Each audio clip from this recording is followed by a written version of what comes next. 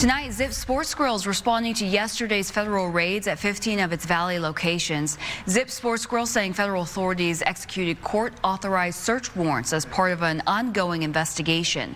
Protesters gathered outside several of the restaurants yesterday.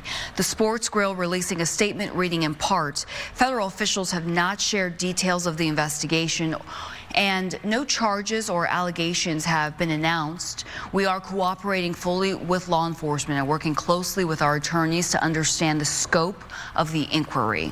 Zip says it is aware of individuals gathering near the restaurant to demonstrate, and they are asking everyone to remain respectful.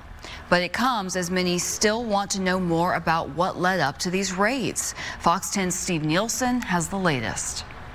The rally today led to a march to ICE facilities. Tensions remain high, but we're still waiting for answers from Homeland Security about what exactly happened here.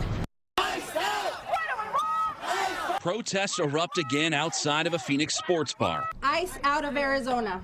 Can we say it again? Monday, federal agents raided all 15 Zips and Goldie's sports grills in Phoenix, only saying they're serving search warrants for felony violations of federal law. Both Homeland Security Investigations leading the way, which is under the same federal umbrella as ICE. Protesters believe this was an immigration raid. They shouted and chanted outside of Zips, and Tuesday they returned, marching from the Central Avenue location to the ICE Phoenix field office a mile to the south. They're hurting people, they're hurting families, and it's an authoritarian move, and we need to get control of it before we end up like Minnesota. I'm a born citizen, and I'm scared. So I can't imagine those that don't have a legal status, how they must feel. Our community has been in fear for the last year because of the terror that ICE has caused. Congresswoman Yasmin Ansari said she'd rather the government shut down than fund ICE after the events in Minnesota. Are you willing to have a government shutdown over funding?